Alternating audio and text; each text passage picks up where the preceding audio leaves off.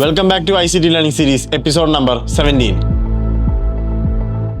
കഴിഞ്ഞ എപ്പിസോഡിൽ one of the internal range liquidity ആയ ഫെയർ വാല്യൂ ഗ്യാപ്പ് എന്താണെന്ന് നമ്മൾ ഡിസ്കസ് ചെയ്തു. ഇന്നത്തെ എപ്പിസോഡിൽ ഫെയർ വാല്യൂ ഗ്യാപ്പിന്റെ കുറച്ചുകൂടെ ഇൻഡെപ്ത് ആയിട്ടുള്ള ഒരു അനാലിസിസ് ആണ് നമ്മൾ ഉദ്ദേശിക്കുന്നത്. അതിന്റെ റീസൺ എന്താണെന്ന് വെച്ചാൽ ഫെയർ വാല്യൂ ഗ്യാപ്പ് മാർക്കറ്റിൽ വളരെ കോമൺ ആയിട്ടുള്ള ഒരു ഇന്റേണൽ റേഞ്ച് ലിക്വിഡിറ്റി ആണ്. സോ ഫെയർ വാല്യൂ ഗ്യാപ്പ് എങ്ങനെ റിഫൈൻ ചെയ്തുകൊണ്ട് ബെസ്റ്റ് പോസിബിൾ FEG എങ്ങനെ കണ്ടെത്താം എന്നാണ് നമ്മൾ ഇന്നിവിടെ ഡിസ്കസ് ചെയ്യാൻ പോകുന്നത്. അത് മാത്രമല്ല ഒരു ഫെയർ വാല്യൂ ഗ്യാപ്പിന്റെ മോസ്റ്റ് പവർഫുൾ ആയിട്ടുള്ള ഏരിയ ഏതാണെന്നും നമ്മൾ ഇന്നിവിടെ ഡിസ്കസ് ചെയ്യുന്നതായിരിക്കും. സോ നമുക്കിനി ചാർട്സിലേക്ക് പോവാം. ഫസ്റ്റ് ഓഫ് ഓൾ നമുക്ക് ഒരു ബുള്ളിഷ് ഫെയർ വാല്യൂ ഗ്യാപ്പിന്റെ എക്സാമ്പിൾ നോക്കിക്കൊണ്ട് തന്നെ തുടങ്ങാം. ഒരു ബുള്ളിഷ് ഫെയർ വാല്യൂ ഗ്യാപ്പ് എന്താണെന്ന് കഴിഞ്ഞ എപ്പിസോഡിൽ നമ്മൾ ഡിസ്കസ് ചെയ്തിട്ടുണ്ടായിരുന്നു. ഫെയർ വാല്യൂ ഗ്യാപ്പ് എന്നാൽ ഒരു 3 ക്യാൻഡിൽ ഫോർമേഷൻ ആണെന്നും ആ 3 ക്യാൻഡിൽ ഫോർമേഷനിൽ തന്നെ അതിന്റെ ഫസ്റ്റ് ക്യാൻഡിലും തേർഡ് ക്യാൻഡിലും തമ്മിൽ ഇന്റർസെക്ട് ചെയ്തിട്ടില്ല എന്നുണ്ടെങ്കിൽ ആ സെക്കൻഡ് ക്യാൻഡിൽ ആ വലിയ ഗ്യാപ്പ് ആയിരിക്കും നമ്മൾ ഇന്റേണൽ റേഞ്ച് ലിക്വിഡിറ്റി ആയ ഫെയർ വാല്യൂ ഗ്യാപ്പ് ആക്കി എടുത്തുകൊണ്ട് നമ്മൾ ട്രേഡുകൾ ഫൈൻഡ് ഔട്ട് ചെയ്യാറ്. സോ ഈ ഒരു കേസിൽ എനിക്ക് ആഡ് ഓൺ ചെയ്യാനുള്ളത് എന്താണെന്ന് വെച്ചാൽ ഈ ഒരു ഫെയർ വാല്യൂ ഗ്യാപ്പ് എടുത്തു കഴിഞ്ഞാൽ നിങ്ങളൊന്ന് ശ്രദ്ധിച്ചു നോക്കിക്കഴിഞ്ഞാൽ നിങ്ങൾക്ക് മനസ്സിലാവും ഏകദേശം ഇതിന്റെ മിഡിൽ പോയിന്റിലായിട്ട് ഒരു ഹൊറിസോണ്ടൽ ലൈൻ നിങ്ങൾക്ക് കാണാം. ഈ ഒരു ഹൊറിസോണ്ടൽ ലൈനെയാണ് മീൻ ത്രഷോൾഡ് എന്ന് പറയുന്നത്. എന്തുകൊണ്ടാണ് ഞാൻ ഈ മീൻ ത്രഷോൾഡിന് ഇമ്പോർട്ടൻസ് കൊടുക്കുന്നത്? ഫെയർ വാല്യൂ ഗ്യാപ്പ് മിറ്റിഗേഷൻ രണ്ട് രീതിയിൽ സംഭവിക്കാം. അതായത് ഫെയർ വാല്യൂ ഗ്യാപ്പിൽ ജസ്റ്റ് ഒന്ന് മിറ്റിഗേറ്റ് ചെയ്തുകൊണ്ട് മാർക്കറ്റ് പോവാം, അല്ലാന്നുണ്ടെങ്കിൽ മീൻ ത്രഷോൾഡിൽ മിറ്റിഗേറ്റ് ചെയ്ത് മാർക്കറ്റ് പോവാം. ഞാൻ ഈ പറയുന്ന കാര്യം നമ്മൾ മുമ്പ് ഡിസ്കസ് ചെയ്ത ഏതെങ്കിലും എപ്പിസോഡുമായിട്ട് നിങ്ങൾക്ക് കണക്ട് ചെയ്യാൻ പറ്റുന്നുണ്ടോ? യെസ്, വേറൊരു ടോപ്പിക്കിലുമല്ല, ഓർഡർ ബ്ലോക്കിലും.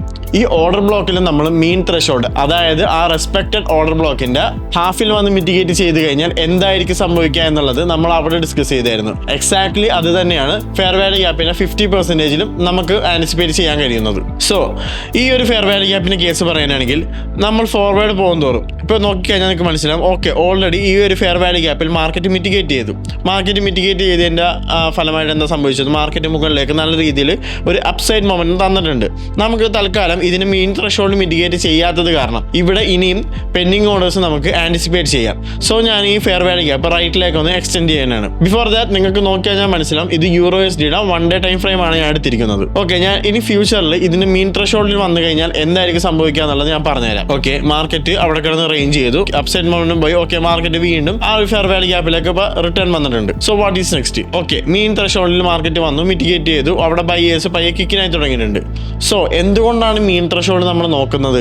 ഓർഡർ ബ്ലോക്കിൽ പറഞ്ഞ എക്സാക്ട് സെയിം കാര്യം തന്നെ. അതായത് ഒരിക്കൽ ഒരു വാലിഡ് ആയിട്ടുള്ള ഫെയർ വാല്യൂ ഗ്യാപ്പിന്റെ മീൻ ത്രഷോൾഡിൽ മിറ്റിഗേഷൻ സംഭവിച്ചു കഴിഞ്ഞാൽ ആ മിറ്റിഗേഷൻ സക്സസ്ഫുൾ ആണെന്നുണ്ടെങ്കിൽ മാർക്കറ്റ് അടുത്ത മെയിൻ ലിക്വിഡിറ്റി എടുക്കാണ്ട് ഒരിക്കലും മാർക്കറ്റ് റിവേഴ്സ് ആവില്ല. ഓക്കെ, നമുക്കിനി ലൈവ് ചാർട്ടിൽ തന്നെ ഒന്ന് നോക്കിക്കളയാം. ഈ ഫെയർ വാല്യൂ ഗ്യാപ്പിന്റെ മീൻ ത്രഷോൾഡിൽ മിറ്റിഗേഷൻ സംഭവിച്ചു. സോ തിയററ്റിക്കലി നമ്മൾ പറയുന്നത് പോലെ മീൻ ത്രഷോൾഡ് മിറ്റിഗേഷൻ സക്സസ്ഫുൾ ആണെന്നുണ്ടെങ്കിൽ മാർക്കറ്റ് പിന്നെ ഒരിക്കലും ഈ ഒരു ഏരിയയിലേക്ക് തിരിച്ചു വരില്ല. അപ്പം നമ്മുടെ നോർമൽ സ്റ്റോപ്പ് ലോസ് ഈ ഒരു ഏരിയയിലാണെന്നുണ്ടെങ്കിൽ നമുക്ക് നമ്മുടെ സ്റ്റോപ്പ് ലോസ് ഈ ഒരു ഫെയർ വാല്യൂ ഗ്യാപ്പിന്റെ അടിയിൽ ട്രയൽ ചെയ്തുകൊണ്ട് റിസ്ക് കുറക്കാവുന്നതാണ്. ഓക്കെ, സോ നമുക്കിനി ഇത് ട്രൂ ആണോ അല്ലയോ എന്ന് നമുക്ക് നോക്കാം. ഓക്കെ, മീൻ ത്രഷോൾഡിൽ മിറ്റിഗേഷൻ സംഭവിച്ചു. So what's next? ഓക്കെ, അവിടെ തന്നെ വീണ്ടും മാർക്കറ്റ് കിടന്ന് റേഞ്ച് ചെയ്തു. ഓക്കെ, ബൈയിങ് നടന്നു. ഓക്കെ, നല്ല രീതിയിൽ ബൈയിങ് നടന്നിട്ടുണ്ട്. നമുക്ക് നോക്കാം. അടുത്ത മെയിൻ ലിക്വിഡിറ്റി ആയിട്ട് ഞാൻ കാണുന്നത് ഈ ഒരു ടൈം ഫ്രെയിമിലുള്ള ഈ ഒരു ബൈസെൽ ലിക്വിഡിറ്റി ആണ്. ബൈസെൽ ലിക്വിഡിറ്റി എന്താണെന്ന് അറിയാത്തവർ ലേണിംഗ് സീരീസിന് മുമ്പ് അപ്ലോഡ് ചെയ്തേക്കുന്ന എപ്പിസോഡുകൾ ചെക്ക്ഔട്ട് ചെയ്ത് നോക്കിയാൽ മതി. സോ ഈ ഒരു ബൈസെൽ ലിക്വിഡിറ്റി എടുക്കോ ഇല്ലയോ എന്ന് നമുക്ക് നോക്കാം. അടുത്ത വരുന്ന ദിവസങ്ങളിൽ തന്നെ ഈ മെയിൻ ലിക്വിഡിറ്റി ആയ ഈ ഒരു ബൈസെൽ ലിക്വിഡിറ്റി ഇവിടെ മാർക്കറ്റ് ടേക്ക് ഔട്ട് ചെയ്തിട്ടുണ്ട്. ഓക്കെ, നമുക്കിനി നോക്കാം ഇതിന്റെ മിറ്റിഗേഷന് ശേഷമാണോ ഇനി മാർക്കറ്റ് ഡൗൺ ആവുക എന്നുള്ളത്. മീൻ ത്രഷോൾഡ് മിറ്റിഗേഷൻ കഴിഞ്ഞു, മാർക്കറ്റ് സക്സസ്ഫുള്ളി അടുത്ത മെയിൻ ലിക്വിഡിറ്റി കൂടെ ഗ്രാബ് ചെയ്തിട്ടുണ്ട്. സോ അടുത്ത മെയിൻ ലിക്വിഡിറ്റി എടുത്തതിന് ശേഷമായിരിക്കും മാർക്കറ്റ് ഡൗൺ ആവുമെന്ന് ഞാൻ പറഞ്ഞിട്ടുണ്ടായിരുന്നു. സോ നോക്കുകയാണെന്നുണ്ടെങ്കിൽ നിങ്ങൾക്ക് കാണാം അതിനുശേഷമാണ് മാർക്കറ്റ് സക്സസ്ഫുള്ളി ഡൗൺ ആയിരിക്കുന്നത്. സോ നമുക്ക് ഇതുപോലെ മീൻ ത്രഷോൾഡിനാണ് എൻട്രി കിട്ടുക എന്നുണ്ടെന്നുണ്ടെങ്കിൽ സോ നമുക്ക് ധൈര്യമായിട്ട് അടുത്ത മെയിൻ ലിക്വിഡിറ്റി എവിടെയാണോ അവിടെ വരെ നമുക്ക് ഹോൾഡ് ചെയ്യാം. ഇതാണ് ബുള്ളിഷ് ഫെയർ വാല്യൂ ഗ്യാപ്പിന്റെ ഒരു എക്സാമ്പിൾ. നമുക്കിനി ബെയറിഷ് ഫെയർ വാല്യൂ ഗ്യാപ്പിന്റെ കൂടെ ഒരു എക്സാമ്പിൾ നോക്കിയിട്ട് വൈൻഡ് അപ്പ് ചെയ്യാം. നമ്മൾ ബുള്ളിഷ് ഫെയർ വാല്യൂ ഗ്യാപ്പിന്റെ മീൻ ത്രഷോൾഡ് നോക്കിയാൽ എക്സാക്ട്ലി അതുപോലെ തന്നെയാണ് ബെയറിഷ് ഫെയർ വാല്യൂ ഗ്യാപ്പിന്റെ മീൻ ത്രഷോൾഡ് നമ്മൾ നോക്കുക. ഈ ഒരു 3 ക്യാൻഡിൽ ഫോർമേഷന്റെ ഈ ഒരു സെക്കൻഡ് ക്യാൻഡിലാണ് നമ്മൾ ബെയറിഷ് ഫെയർ വാല്യൂ ഗ്യാപ്പ് ആയിട്ട് എടുക്കാന്ന് നമ്മൾ ഓൾറെഡി ഡിസ്കസ് ചെയ്തു.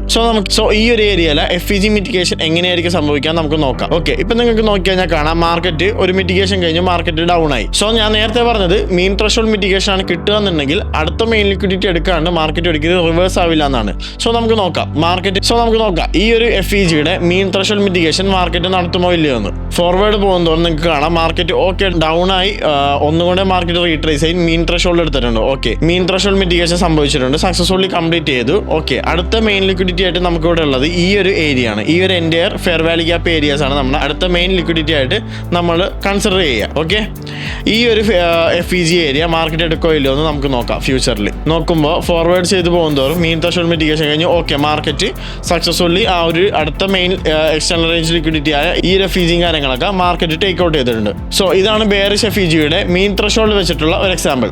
നമ്മൾ ഈ എപ്പിസോഡിന്റെ തുടക്കം പറഞ്ഞതുപോലെ തന്നെ ഒരു ഫെയർ വാല്യൂ ഗ്യാപ്പിന്റെ ഏറ്റവും സ്ട്രോങ്ങസ്റ്റ് ആയിട്ടുള്ള പോയിന്റ് അത് വേറൊന്നുമല്ല, ആ ഒരു ഫെയർ വാല്യൂ ഗ്യാപ്പിന്റെ മീൻ ത്രഷോൾഡ് ആണ്. അതായത് ആ ഒരു ഫെയർ വാല്യൂ ഗ്യാപ്പിന്റെ കറക്റ്റ് 50% ഏരിയ വരുന്ന പോയിന്റ്.